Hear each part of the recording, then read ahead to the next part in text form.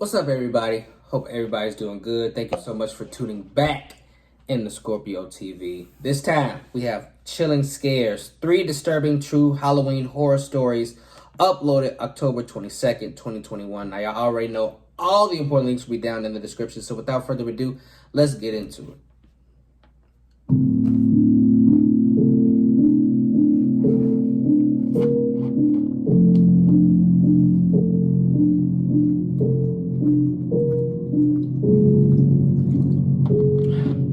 This happened a few years back on Halloween night. Good shit. One of my friends and I had plans to go around the neighborhood and do the usual trick-or-treating kids our age would do. We were both 12 at the time, so not old enough for it to be weird to still go trick-or-treating, but old enough to be able to go without our parents. Yeah. I remember being pretty excited for this reason alone. I don't know about that. It would be the first year we would be able to go trick-or-treating with just ourselves. Yeah. And this gave us the opportunity to choose our own route that hit all the good houses. The night was going like any other Halloween night. We got our bags like halfway full when it started getting late. I want to say it was around 9 p.m. by that point. Around the time people started turning off their house lights to signify they would no longer be answering the door. My friend suggested we start heading back, but I was stubborn and wanted to take advantage of every last house we could. We ended up agreeing to visit one last cul-de-sac before going back home. Now, we live in a nice neighborhood, but for whatever reason there was a huge lack of streetlights. And considering a lot of the houses now had their lights off, it was getting more and more difficult to see. As we continued our walk, seemingly out of nowhere, we both noticed the silhouette of a man walking towards us. Not like other trick-or-treaters, but rather some lone, full-grown man. As we got closer, we realized it was a police officer, and as we walked past him, he introduced himself. Yeah. Shortly after, he pointed to a house further down the road, and explained how there was an older man living there who had been attempting to lure trick-or-treaters inside. He further explained that someone called it into the police, and that's why he was there in the first place. Throughout the short conversation, he would continually explain how his police car was just over there. Like, that's actually what he said, just over there, and pointed in some random direction. In a costume. You're not Even at real. age 12, the whole encounter felt extremely unnatural. But what the officer said next caught both of us completely off guard. He said he needed to talk to the man, but that because he was a police officer, the man wouldn't open the door for him. Though he said if we knocked on the door, the man probably would open it. And after the man attempted to lure us inside, the officer said he would jump out of the bushes and catch the man in the act. My friend and I just looked at each other. We were both speechless. To better put this into perspective, you need to understand just how outlandish this request was. This supposed law enforcement officer was requesting two 12-year-old kids intentionally walk up to the house of a man reported to have been luring kids inside. He was essentially asking children he had just met to act as bait. Neither of us responded for a while. Eventually, the officer broke the silence with something along the lines of how we needed to do this quick. By this point, we hadn't even agreed yet. I wanted to speak up and say no, but I just couldn't bring myself to do it. Just then, a large group of teenagers came around a bend in the street. They were heading in our direction. That's when the officer said he'd be right back, and not to go anywhere. He went off in some random direction. As the group of teenagers passed us, one of them asked us if we knew that guy. Y'all better go somewhere. We said we didn't, and briefly explained what had just happened. Obviously concerned, the group agreed the situation was weird, and offered to walk us back home. We took them up on the offer, Good. and that was pretty much that. My friend and I wouldn't really tell anyone about our experience. But over the years, I've started to regret not making a bigger deal about it, and reporting the situation to the police. The real police. We still don't know whether that was a real cop or not. Hell no. But the older I get, the more I think it wasn't. And I mean, No even if shit. it was, putting two 12-year-olds in such a potentially dangerous situation is not acceptable as an officer of law enforcement. Right. Or as anyone for that matter. Police officer or not, I don't know what the guy's true motives were. And that thought still haunts me. He was probably the guy that lives in that house. Soon as y'all go knock on the door opens and you get It pushed was in. Halloween night of 2016. Oh, man. I was 23 at the time, and lived in my own two-story house. Now, Halloween in 2016 was a lot different to anything I'd seen before. There were a few months back then where anything anyone could talk about were these killer clown sightings, Right. things of that nature. That shit was crazy. And, of course, that year Halloween took place right when the talk of killer clowns was at its peak. Right.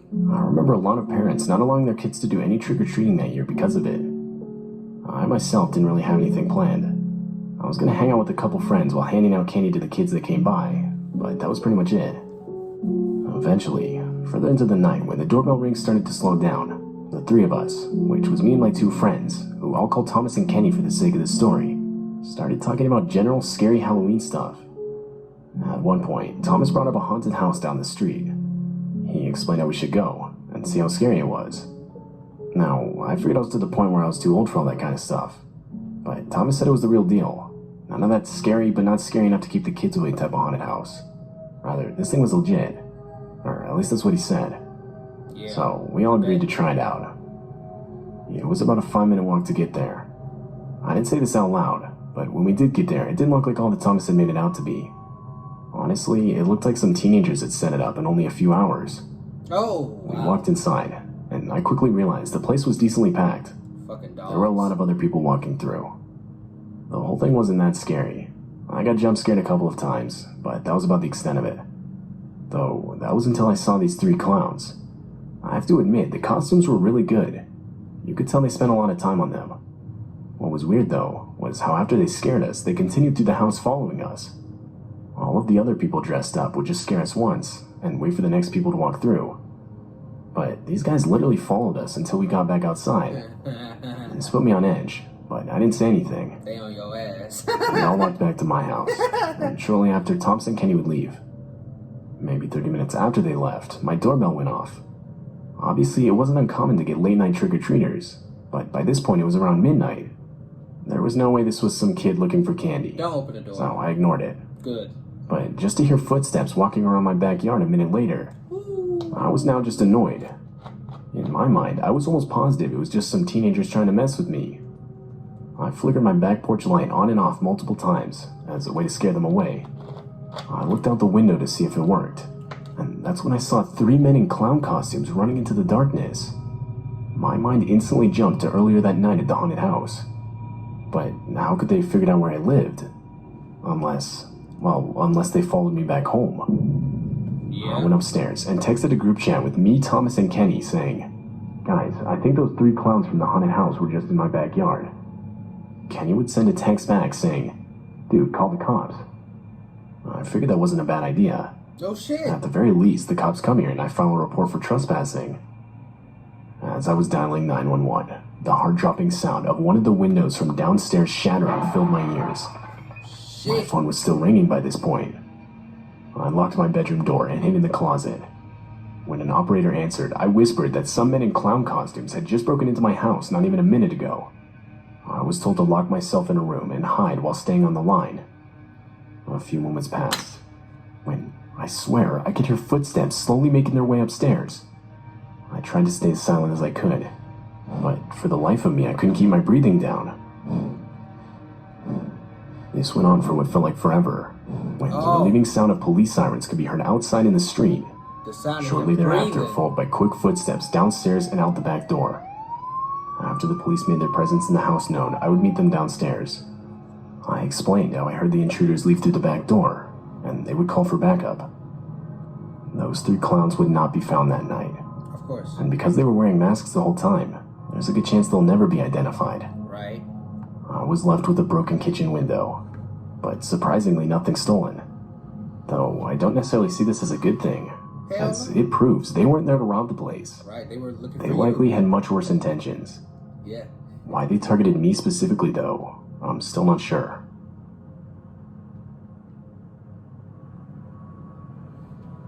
Hell no. Okay. This took place a while ago, when I was 14. Negative. It happened on Halloween. One of my friends and I had plans to go trick-or-treating that night.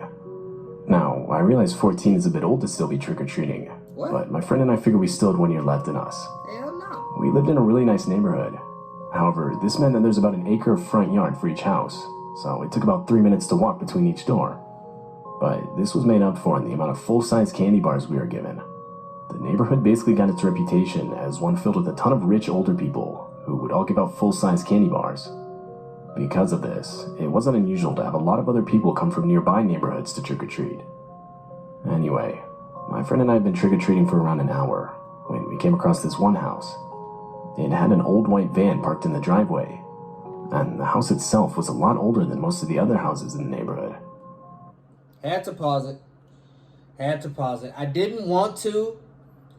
It's like 3 minutes left in the video. I didn't want to pause it, but he just said it had a white van in the driveway.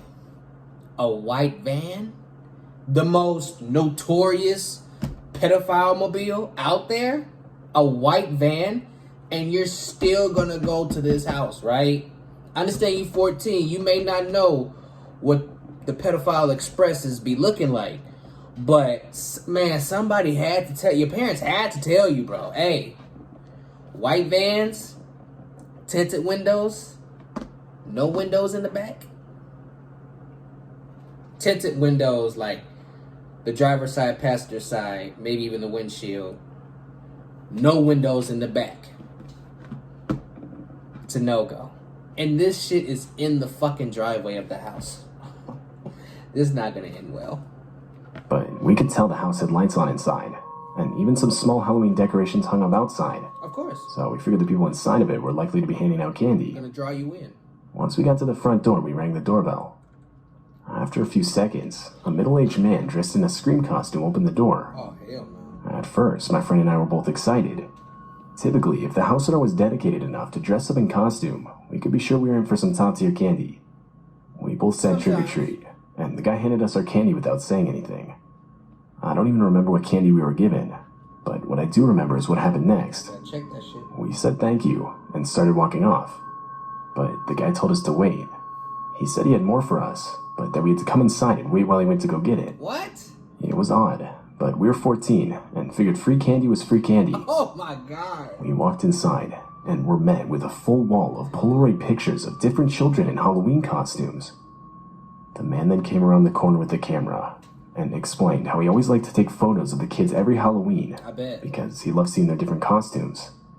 No, My that's friend not and I right. looked at each other and back at the man. I said we shouldn't, and that we should get going because our moms were waiting for us in the car. This wasn't true, but I didn't feel comfortable in that situation. Hell no. It was honestly really creepy. The guy didn't say anything, and just looked at us with his Scream mask as we walked back outside. As we were walking down the driveway, I glanced back at the front door. The man was just standing there, still looking at us, completely motionless. You need to start running. We tried to forget the whole situation as we continued trick-or-treating. 30 minutes in, and we had practically forgotten all about it. White van. But that's when we noticed a lone white van parked on the street in front of us. But that one actually got This windows. instantly made me think back to the van in that guy's driveway just 30 minutes ago. We slowed our pace a bit, both realizing there was a chance that it was the same van. He on the prowl. A small chance, but still. Once we walked past it, it shifted out of park and into drive, now slowly inching behind us. See? We tried to calm down, reasoning that it was most likely just some parents driving their kids from house to house. This was more common than you would think. Really? As, like I mentioned earlier, the houses Really? were a good 3-minute walk from each other. When we got to the next house, we noticed the van parked somewhere behind us. We waited a bit, and that's when we realized there were no kids getting out of that van. Goofy. It had to have been the same guy from earlier. No shit. Dude, what do we do? We were only 10 minutes away from my house at this point, so I responded saying we should make a run for it. Don't let him know where you live. My friend agreed, and right as we booked it, the van did the same. We were now 100% positive this guy was following us. No shit. I looked behind us, and the van was literally right there.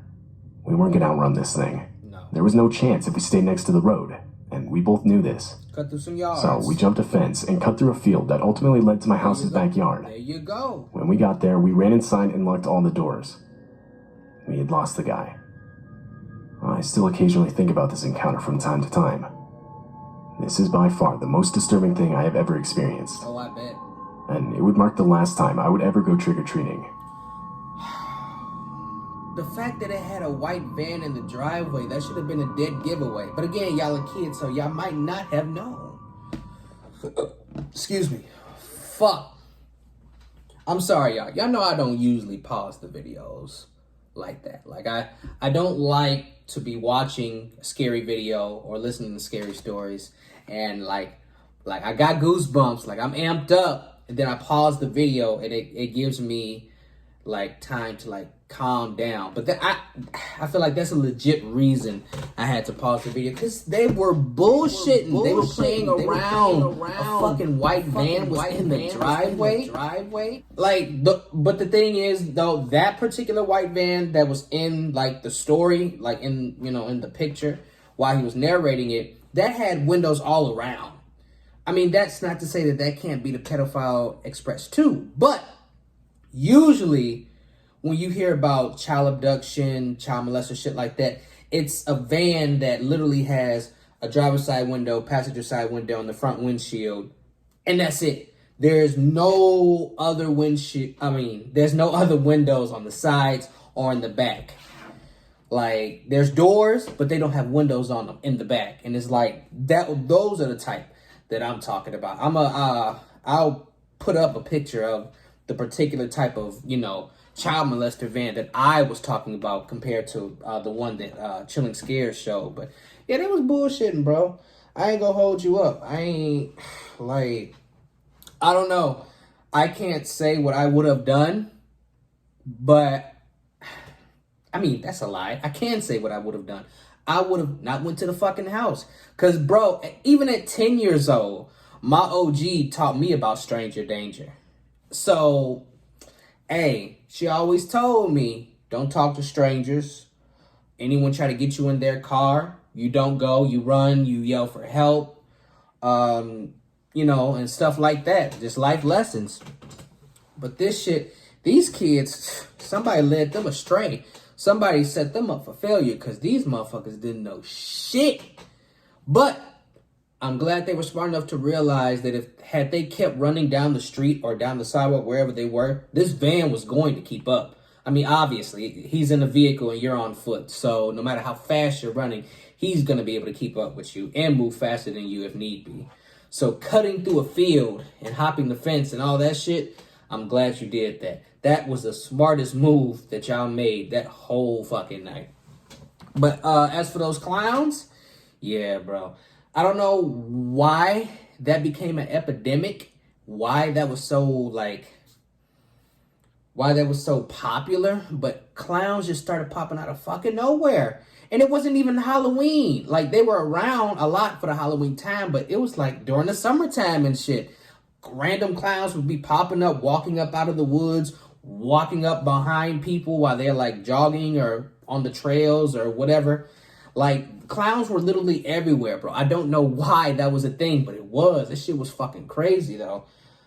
Some of these clowns were out here getting whacked. I ain't gonna hold y'all up. Motherfuckers were getting swung off of. Motherfuckers was getting blasted. Like, you can't fuck with people like that. Come on, bro. Run up to somebody. It's 100 fucking degrees outside, and this person is walking down the street in the hood, and you're gonna run up behind them in a fucking clown outfit? Like, no, bro. You get the meat knocked up out of your taco like that, bruh. It was bullshit. But I'm glad that shit died down, because that shit, I wish, back then I didn't have a firearm, but I wish the motherfucker would. Like, in today's world, I have 2 firearms. I'm not gonna say what kind they are, but if y'all, you know, I don't know. I'm just not. But I got 2. I don't always carry 2, but I always got 1 on me. I wish a motherfucker would.